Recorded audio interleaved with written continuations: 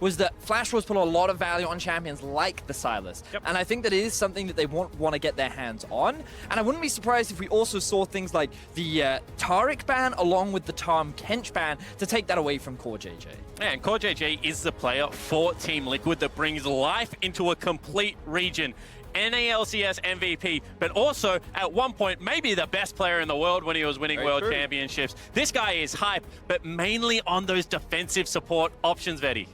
Yeah, for sure. I completely agree with you, and I wouldn't be surprised if we saw another ban towards the bot side of the map. It was a strategy that the Fongvu Buffaloes attempted during the play-in stages, and unfortunately they couldn't convert it into a win, but we may see a different case of that in today's game. Ooh. Interesting, we're actually going to see the Jace ban come towards Impact. This could suggest that an Akali priority comes out from the side of the Flash Wolves, but with the Rise still up and available, it was something that you could imagine both Hanabi and Rather playing as well. Yeah, that's where you have to start going down the tier list again, right? Rise, Aurelia, Akali, all up. Nautilus as well, if you value it as that flex pick. Maybe the last one, Hecarim, however, have not seen it as much. I would once again like to see something aggressive here. I want the Akali or the Aurelia. Hanabi is such a pressure sponge when he gets one of those champions. But as you've already said, Spawn, when it comes to Flash Wolves, they prioritize the bot lane in draft, and it is a first pick Kai'Sa for Betty. And after what we've seen in Game 1, this is terrifying if you're a Flash Wolves fan, because we've seen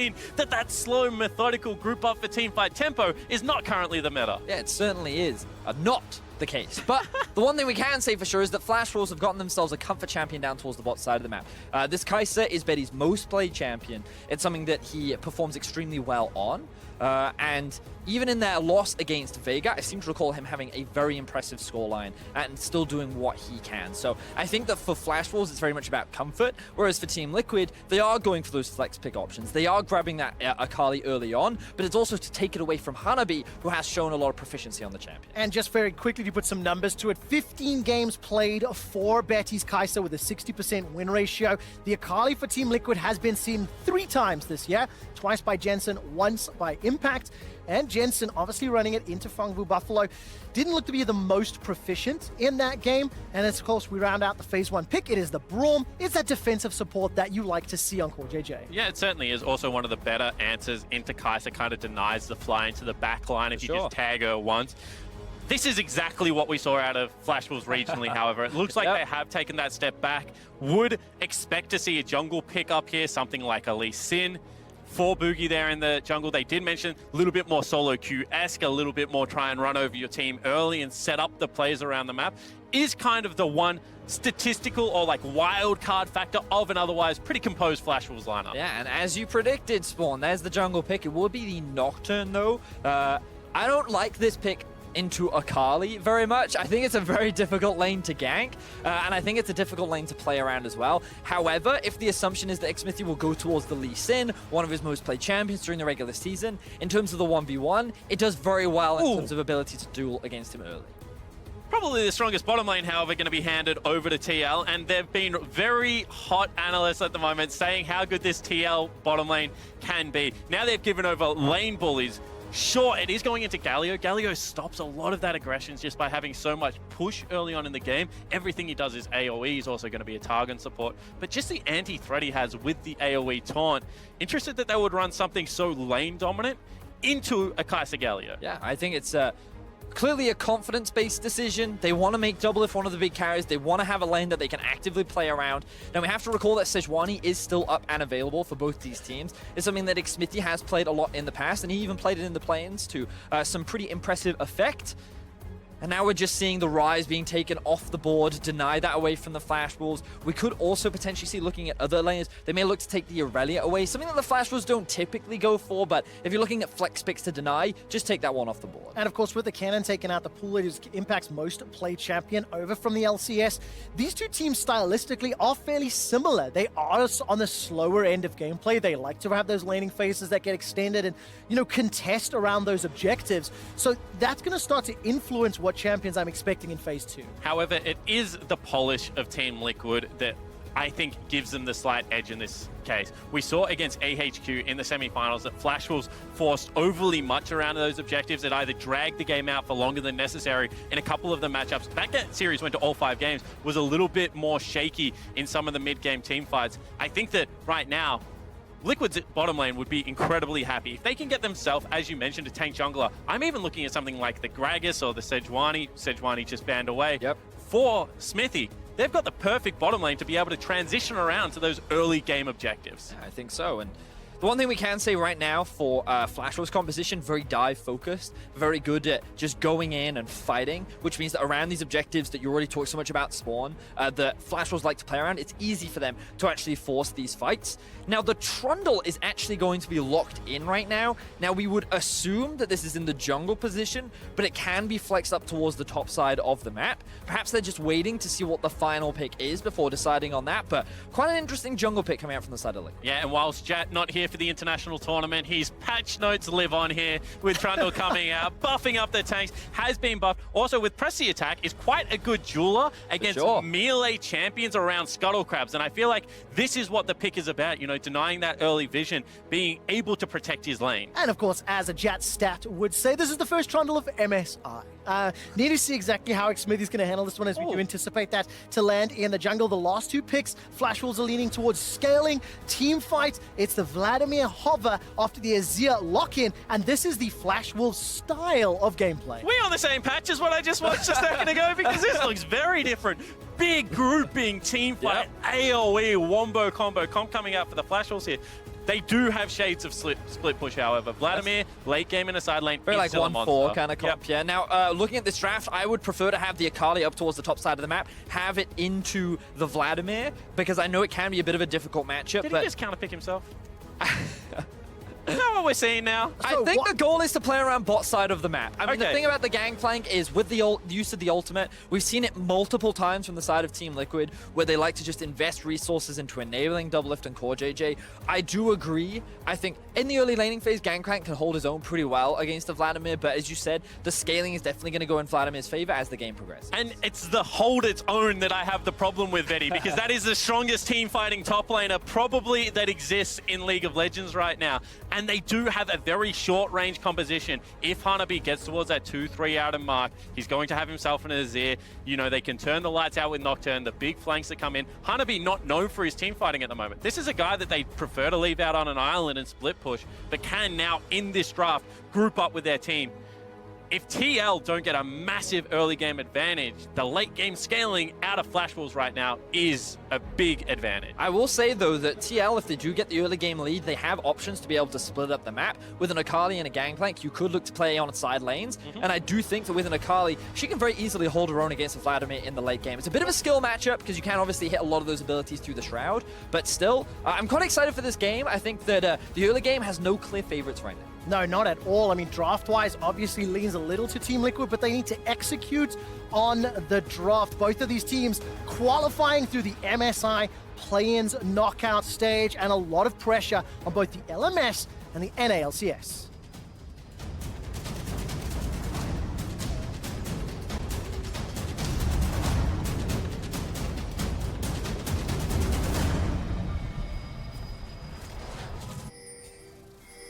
And welcome back to the Flash Wolves taking on Team Liquid in the second game of the MSI Group stages, which is obviously taking place in Hanoi in Vietnam. Interesting draft, not one we were anticipating or expecting, but now the onus is on Team Liquid to step up and not let this Vladimir Azir Kai'Sa get to the late game. Kane said in his interview that he wanted his team to play faster at this MSI. He wanted them to be able to trade blow for blow. We saw them successfully accomplish that against Fongvu. This is a team that also plays very quickly. Going into Flash Wolves, I expected potentially that TL would just play a little bit more tried and true, but it looks like that MO is continuing. But I do also feel that Team Liquid is also playing very Team Liquid. Like, they're investing resources towards the bot side of the map. Jensen is on a champion that he can look to make plays on. A little bit more towards the scaling side as well, but will spike very strong around the one item. And I just think that Impact will just have to sit and absorb as much pressure as possible. So, like, even though it's a little bit more early game focused and they have more tools and options in the early game, it still feels like very Team Liquid in my eyes. I mean, that line, Impact will have to absorb pressure. I've heard that all year long. You know, it's just something that's very important. And I just want to put some numbers to something you mentioned, Spawn. When Team Liquid took down Fongvu Buffalo, at 15 minutes, they had an average gold lead of 1,000. They only conceded 4 towers. They got 80% of the dragons. and they won in an average game time of 28 minutes. There was a lot of negative fan sentiment based on how the skirmishes played out.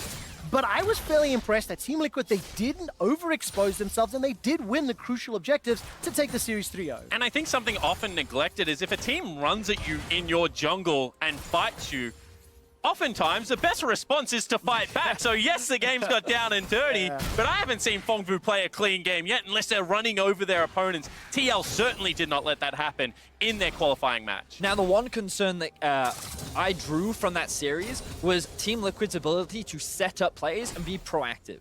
They were excellent at punishing Fongfu Buffalo for a lot of the mistakes that they made, but like in Game 3 when they tried to set up the tower dive, they were overzealous. They tried too hard to force something, and I want to see this Team Liquid just be a little cleaner in when they're trying to force things, because I think they have a lot of options with this Team Liquid composition, and I want to see how well they can enable this bot side of the map. Because I don't think fans are critical of the class of players, maybe outside of Impact at times. However, it is that stylistic choice of being reactionary that we do not want to see emerge in this current meta. SKT was just punished for it by one of the best in the world in G2. See whether Flash Wolves can do the same. And even more importantly in this game, Spawn, you cannot be reactionary to a Vladimir Azir Kai'Sa. We're 3 minutes in, the laning phase is going literally as anticipated. As Flash Wolves starting to shove forward both top and middle. Some early backs already. Betty has already grabbed himself that cull in the bottom lane and playing a little bit bold, anticipating a longer laning phase. Well, the thing is, this is something that Spawn was talking about in the draft. We might not have time as we're rather getting ganked. Yeah, Pillar of Ice comes up, but really easy with those concrete shifting sands to escape for Rather. So here, Xmithy just trying to alleviate some of the pressure in the mid lane as Akali, melee champion versus Azir, range champion, struggles a little bit during the early laning phases, but that will change once she hits level 6 and has a little bit more kill pressure. And Rather is actually the player on loan from Griffin over in the LCK. Played with the game throughout 2017. Now, big control mage player. They do rely on him as that late game insurance policy, as would have been known in years past. However, still able to show aggression at time, has a very deep champion pool.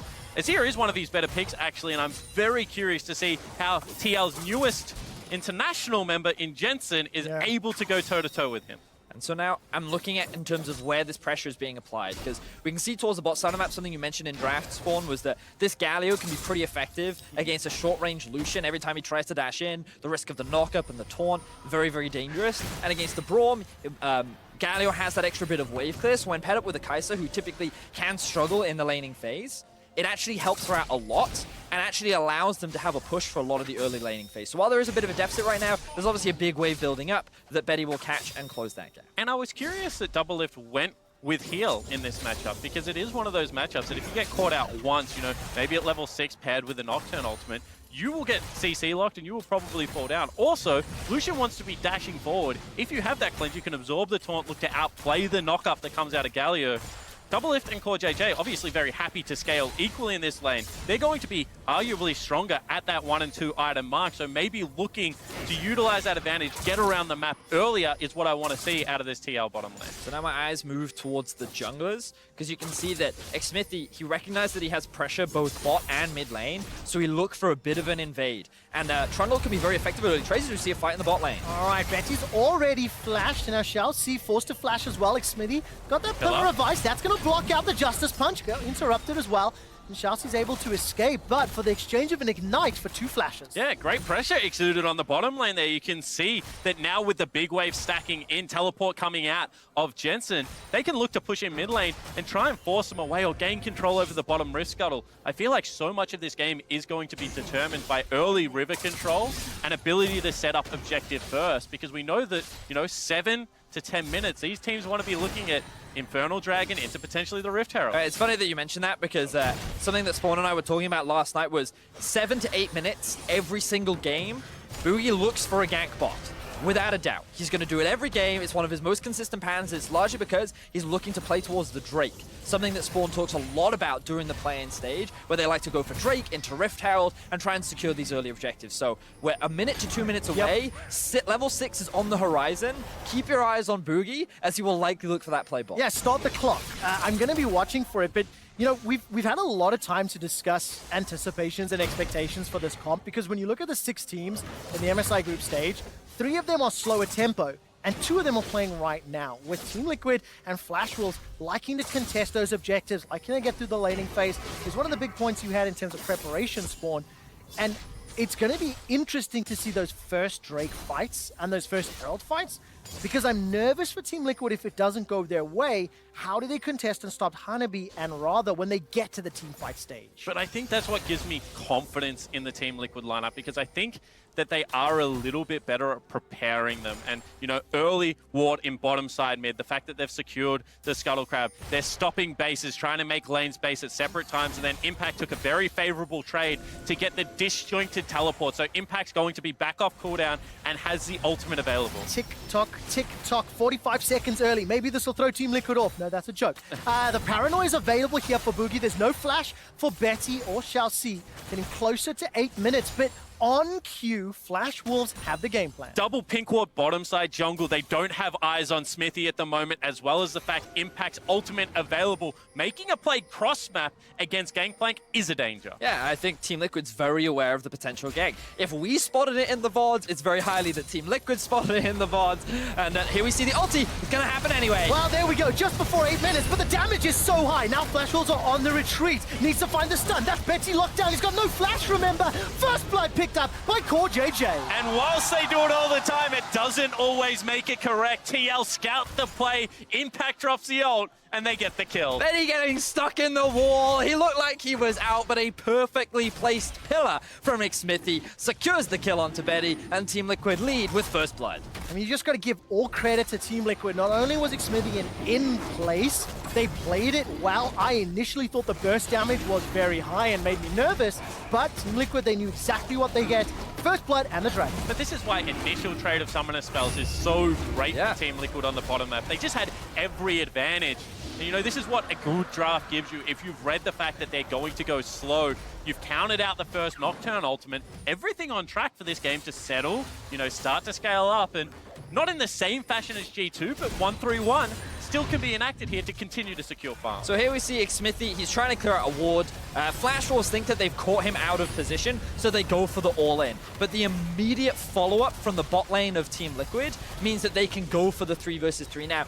In all honesty, I don't think that should have resulted in a kill if it weren't for that perfectly placed pillar that just locks him in between the wall and the pillar. So really good stuff there from Smithy to allow Team Liquid to find this first blood. And of course, it's Betty that goes down, the tip of the spear for Flash Wolves. The stats you're seeing on your screen are from the LMS and the LCS respectively. And we're looking at 2 of the heavy carries, the main carries for the respective teams. And you can see that Double Lift, on average, higher CSD in his local league, higher goal difference, higher kill participation.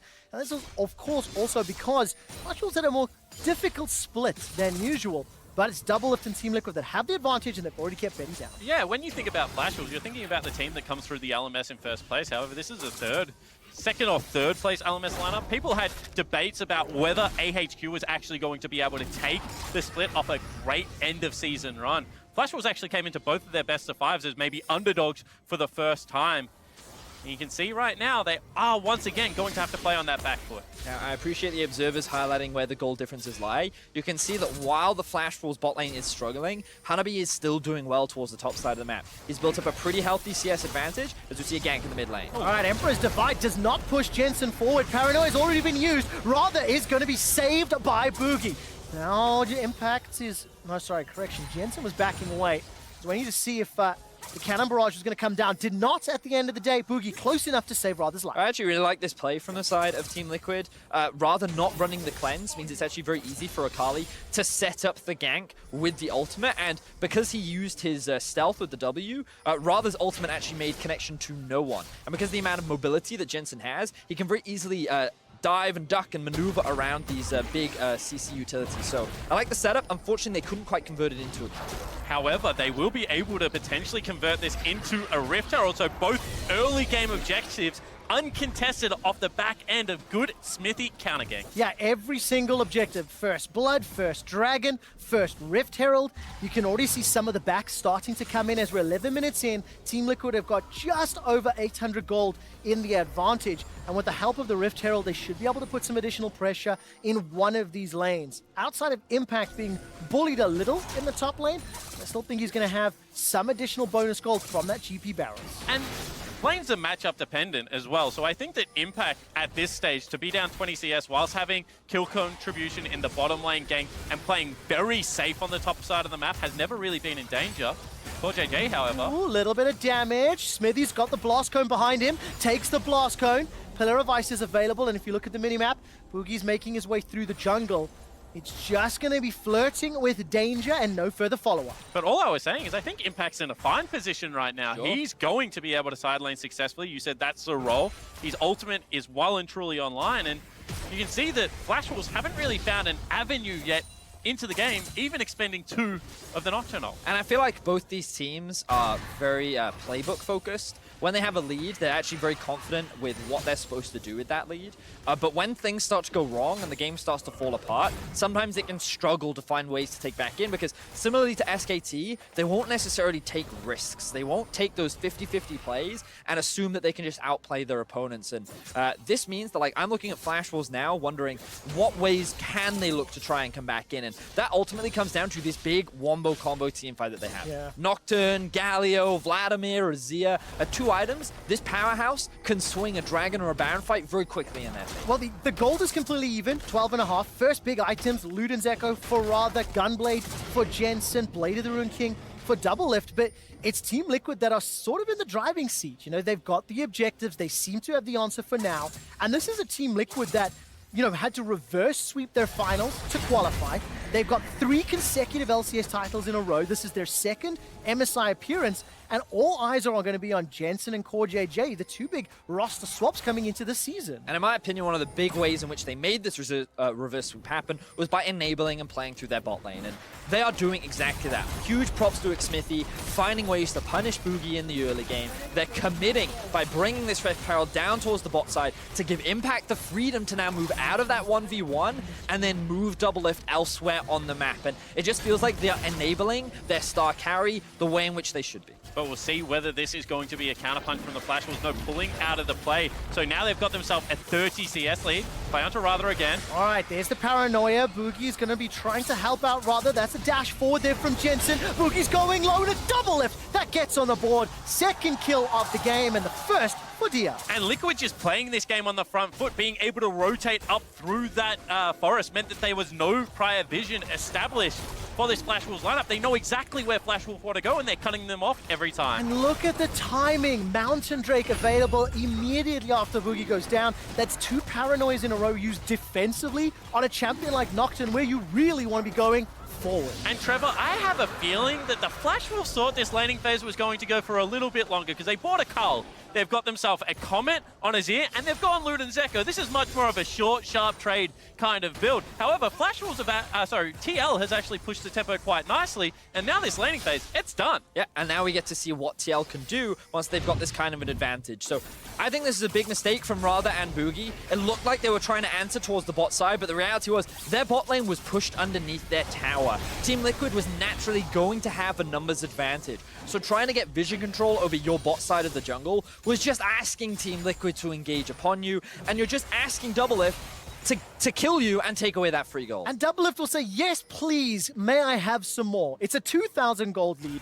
6 plates to 2. Infernal and Mountain already underneath the Team Liquid's belt, with the next Drake being Infernal as well. And this is just Team Liquid in complete control. I'll remind you that the analyst desk all predicted Team Liquid to win this game many hours ago, anticipating that Team Liquid's ability to play the map, to play the team fights, to respond to Flash Wolves' playbook is being seen as expected. And I think it's one of those things where we talk a lot about G2 and IG style versus SKT and Team Liquid style, and Flash Wolves fall under the same style of Team Liquid and SKT. And one of the big expectations was that Flash Wolves would not be able to play that style to the level with which Team Liquid could. And with the players that they drafted into this team at the beginning of the year, they wanted to perform internationally. They wanted to show that they can look to challenge one of those international titles.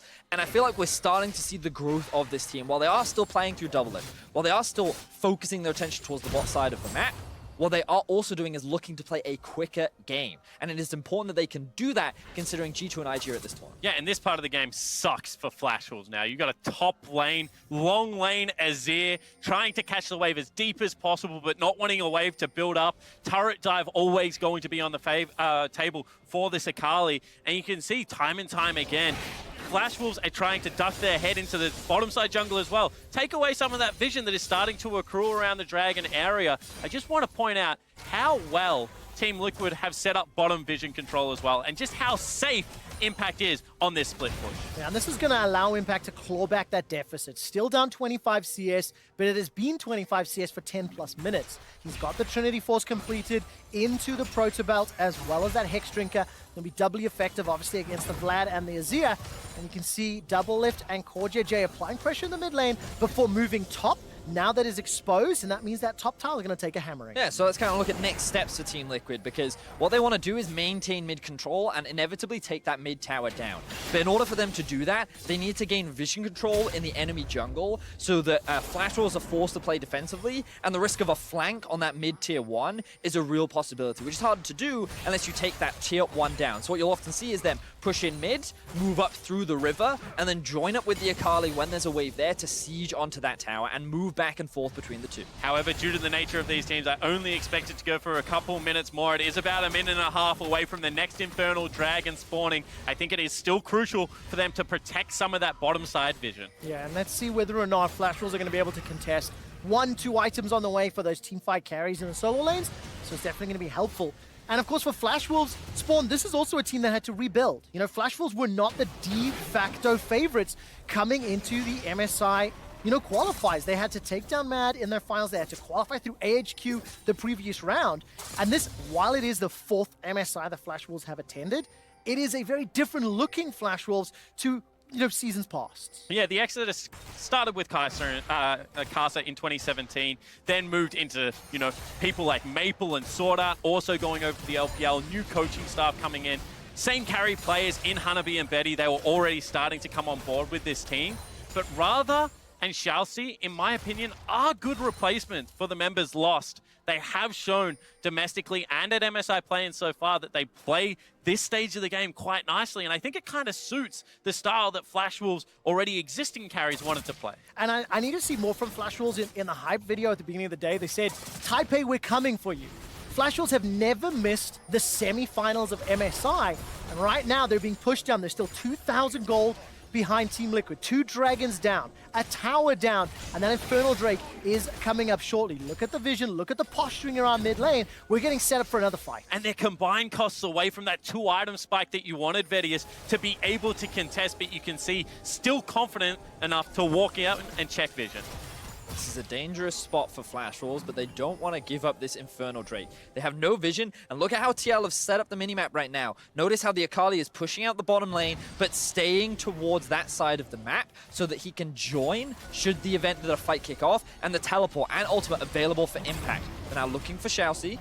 Not able to find it. Yeah, gets cut off by that Pillar of Ice. Betty's trying to wave clear mid. That tower is so close to going down. But with the objective being up, that is the focus, and that is what both Flash Wolves and TL are focusing on. And just there is why we talk about mid lane priority. The fact that Betty had to show on mid lane, Double Lift was able to duck into Fog of War, meant they get to start up the Dragon for free, see whether the fight comes. Jensen's making his way up from the Tri-Bush. That's the Paranoia already thrown down. Dragon is now being interrupted, and the teleport comes up from Impact. Impact finds himself in the middle of the melee. He's in trouble. The second Infernal is picked up by X-Smithy. Now Core JJ is backing away. Emperor's Divide throws Team Liquid aside. Jensen is on to Betty. Throwing the damage down as Shalsi is already out. Jensen finds the second of the fight, and now Boogie's running for his life on the wrong side of the rift. Hanabi gets tagged by a Winter's Bite and will pick up X-Smithy with at least a transfusion. The stun comes down, and Jensen picks up another. They get the Dragon, they get the kills, and TL now in firm control of this game. Flash Wolves, the way in which they approached this fight was disastrous, throwing absolutely everything at Impact.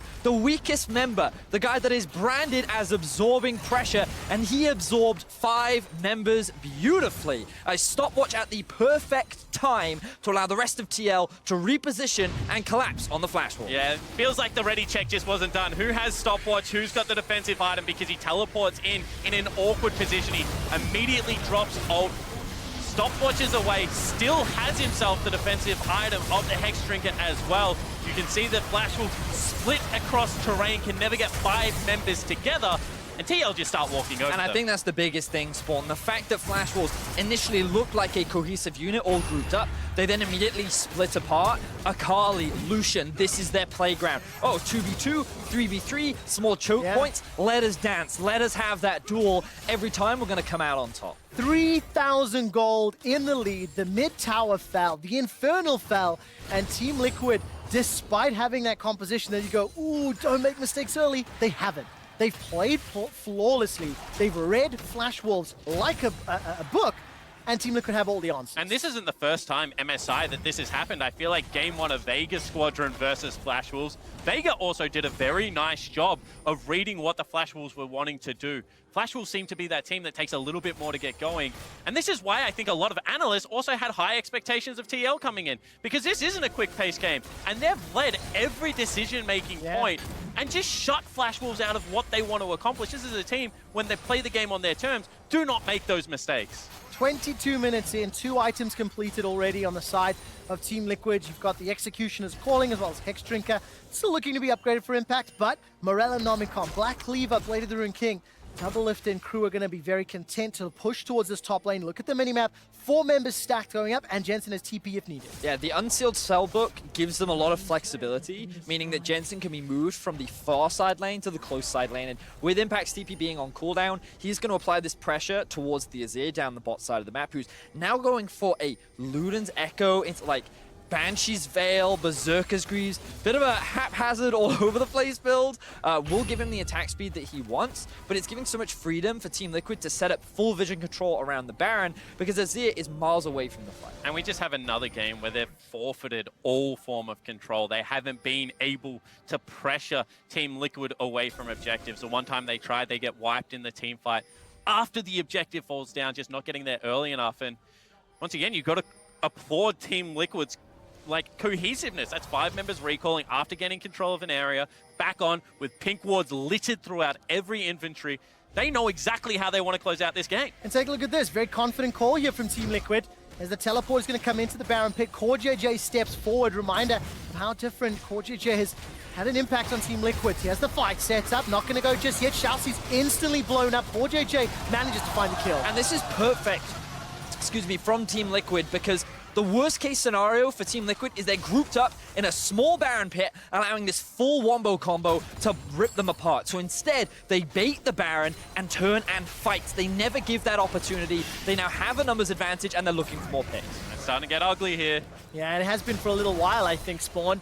Oogie, once again, defensive paranoia. He's only used it on the retreat. He's only used it to fall back. And what I was trying to set up just before is that, you know, there's a lot of eyes on this Team Liquid roster. They won both LCS titles last year. And after MSI, when, you know, Ole ended up benching himself quite dramatically, there were changes coming into the 2019 season. And while TL found regional success, they now need to step up on an international stage with Jensen, with CoreJJ, and with a lot of fans at home being extremely critical of everything that they do. Yeah, certainly. And I think that Jensen is someone that has proven himself on the international stage.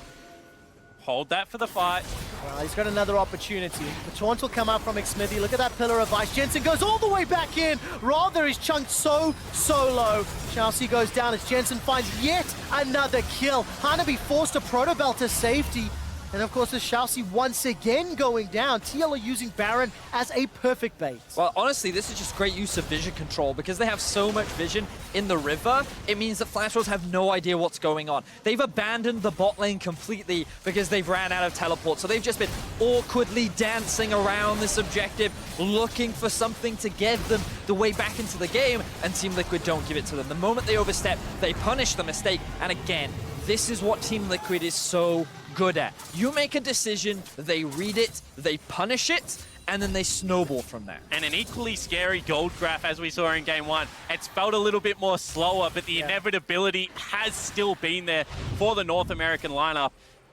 As Vedi pointed out, this is just the ability to hold and control deep vision. They're right in the jungle right now of Flash Wolves. Nowhere near the Baron, but they're all ready to turn. They're not allowing the Wombo Combo Comp to take effect. Yeah, it's beautiful stuff from the side of Team Liquid. And you can just see on the minimap how all the side lanes are just kind of crashing into each other, because for Team Liquid, they're fine. They have the gold lead. They get to threaten the Baron, whereas Flash Wolves are just losing more and more and more resources. And just perfect execution there from Jensen. He's 3-0-2 on the Akali.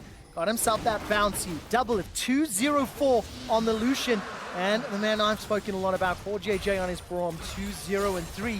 It's just TL are playing, they're reading Flash Wolves and they're responding, and they're setting up the proactive plays very, very well. With Baron now as well, and of course the fact that Jensen's pushing the top lane, Impact's down bottom with teleporting Cannon Barrage. This is now just a 1-3-1. It's going to be TL's game to win. And it's not flashy, but this is a team putting another team to the grind. And when you saw the veterans added to the TL lineup, I think this is what everyone hoped that you would see on the international stage. This is what success looks like when a TL branded team comes out, controls the pace, and just shuts you out. And of course, the question we're going to find out as the day plays out Desperation here is whether or not it's going to be quick enough. There goes Boogie, he goes in. Hanabi completes the TP, and this will be just in time for the Guardian Angel to come back up. That's Hanabi already down. Xiaoxi's running for his life. Jensen dashes all the way in, waits for the taunt to come out. He turns his attention over to Rather. Rather escapes with his life for now, burning down from the Ignite. Double F takes the tower. I think the Ignite takes down Rather. That is 4 members of Flash Wolves down.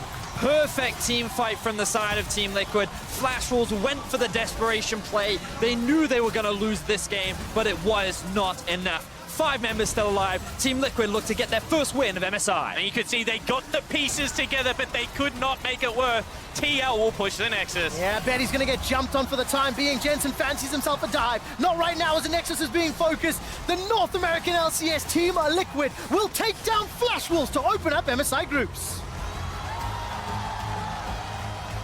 What felt like a slow start ended in the complete opposite.